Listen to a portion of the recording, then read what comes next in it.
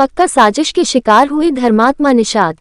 वो सब शक के घेरे में आते हैं जो उनके पेज पर एडमिन हो या मॉडरेटर हो या पेज एडिटर हो या उनका फेसबुक और अन्य सोशल प्लेटफॉर्म जहां फेसबुक लॉगिन रहा हो, वो सब शक के घेरे में आते हैं जो अभी जल्दी ग्रुप से बाहर हुए। आप खुद ही देखे, हत्या वाले दिन 2 जगह फेसबुक लॉगिन था, आज एक है वो दूसरा कौन व्यक्ति था। धर्मात्मा निषाद पार्टी को पिछले 10 वर्षों से अपना समय दिया अपना गुरु मानते थे। ये घटना बहुत दुर्भाग्यपूर्ण है। एक युवा निषाद समाज का बेटा जो निषाद समाज का भविष्य था, आज हमारे बीच नहीं है। लेकिन क्या इस भावुकता के समय में हम सही निर्णय ले रहे हैं? क्या जिन्होंने धर्मात्मा निषाद को शिकार बनाया उन साजिशकर्ताओं को सफल होने देना है या उन्हें बेनकाब करना है? आप सोच समझ फैसला करें। देश को, सरकार को भी, और जो एजेंसियां हैं स्वतंत्र जो हमारे संविधान में व्यवस्था दी गई है, उसको हम जो है उसको आपके माध्यम से, प्रेस वार्ता के माध्यम से पहुंचाने का प्रयास किया जाएगा। जो सही होगा वो तो जांच का विषय है।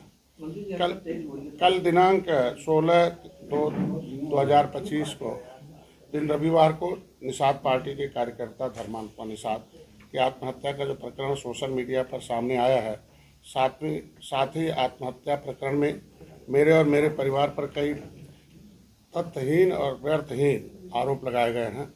मैं हमेशा से पक्षधर रहा हूँ कि जीवन अनमोल है, उसको अपने परिवार और समाज सेवा में लगाए रखना चाहिए। कल से लेकर आज तक न जाने कितने आरोप प्रत्यारोप मेरे और मेरे परिवार के ऊपर, पार्टी के ऊपर लगाए जा रहे हैं। साथ ही एक तरफा मीडिया ट्रायल भी मेरे और मेरे परिवार के लिए किया गया।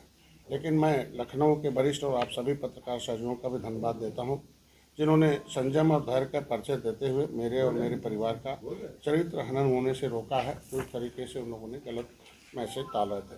धर्मात्मा निषाद की आत्महत्या मेरे लिए दुखद और झकझोर देने वाली है, क्योंकि जहाँ तक मुझे पता है कि वो बच्चा मुझसे लड़ाई कर सकता था और करता भी था। जब उसे कोई गलत कोई गुमराह कर देता था तो फेसबुक के माध्यम से, लाइव के माध्यम से लड़ लेता था। लेकिन जब उसे सही जानकारी मिलती थी तो फिर वो साथ हो जाता था, और साथ में था भी अभी।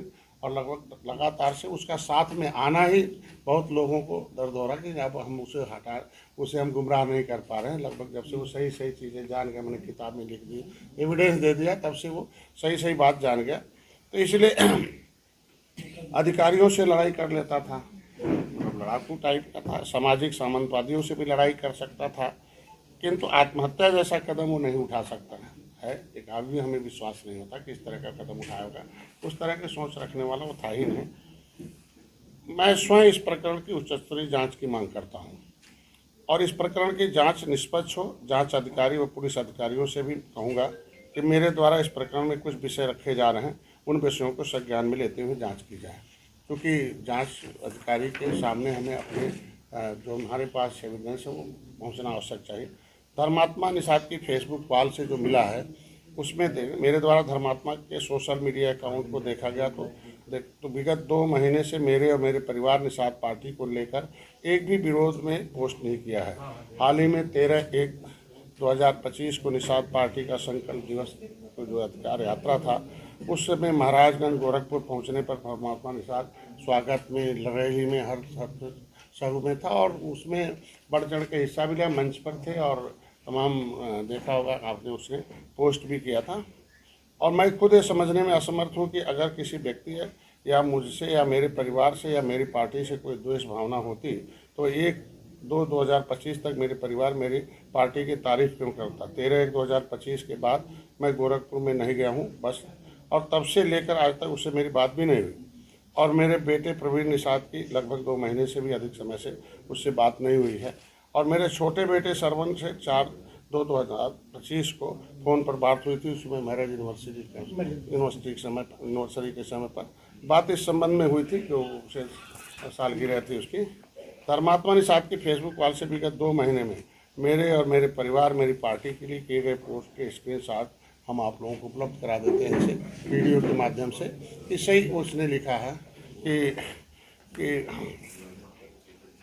निषाद समाज के मान सम्मान की इस लड़ाई में मैं निषाद पार्टी के माननीय राष्ट्रीय के सभी क्रांतिकारी कार्यकर्ता पदाधिकारियों को हार्दिक बधाई एवं ढेरों शुभकामनाएं। संकल्प दिवस के शुभ अवसर पर जिस तरह का जोश और जुनून के कार्यकर्ताओं का देखने को मिला है, उससे यह प्रतीत होता है कि जिस तरह से 2015-2016 के बीच पार्टी के कार्यकर्ताओं का जोश जुनून देखने को मिलता था, वही जोश और जुनून अब पुनः पार्टी के कार्यकर्ताओं के अंदर देखने को मिल रहा है। और ये जोश जुनून से यह भी संकेत दे रहा है कि आने वाले दिनों में प्रदेश की सत्ता, देश की सत्ता किसके हाथों में होगी, यह निषाद पार्टी के कार्यकर्ता, निषाद समाज तय करेगा। सत्ता के दम पर निषाद समाज का अत्याचार करने वाले सत्ता के शैतानों, तुम भी कान खोलकर सुन लो कि अगर यह लोग मित्रता निभाना जानते हैं तो समय आने पर अपने समाज को रक्षा हेतु लड़ना भी जानते हैं। धर्मात्मा निषाद है, उनके आईडी से 14 जनवरी इस है 2 महीने पहले ये करते हुए फोटो है और हम उसे पीपीटी में अभी आपको दे रहे हैं। ये जब से सही बात जान गया,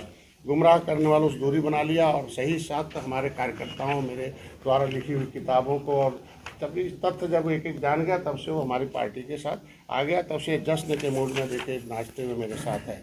ये अभी 1 महीने पहले का। उसके बाद कोई पोस्ट नहीं लगाता रहा है।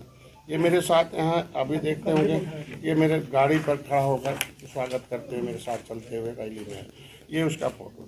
धर्मात्मा निषाद का ये पोस्ट है 1 फरवरी का। निषाद समाज की शानयुवा हृदय सम्राट, मेरे आदर्श लोकप्रिय यशस्वी विधायक बड़े भैया आदरणीय इंजीनियर श्रवण कुमार निषाद जी को जन्मदिन की हार्दिक शुभकामनाएं, ढेर सारी शुभकामनाएं।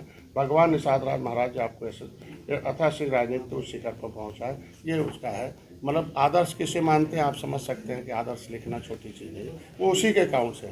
इतने पोस्ट देखने के बाद मैं अब आपके विवेक पर छोड़ रहा हूं कि क्या यह आत्महत्या का प्रकरण मेरे साथ संबंधित है या नहीं है। यह तो विचारणीय बिंदु है, सभी लोग विचार करें, बुद्धिमान है। दूसरा, धर्मात्मा की फेसबुक आईडी से जो पोस्ट डाला गया है उसमें ऊपर फर्जी मुकदमे की बात की गई है।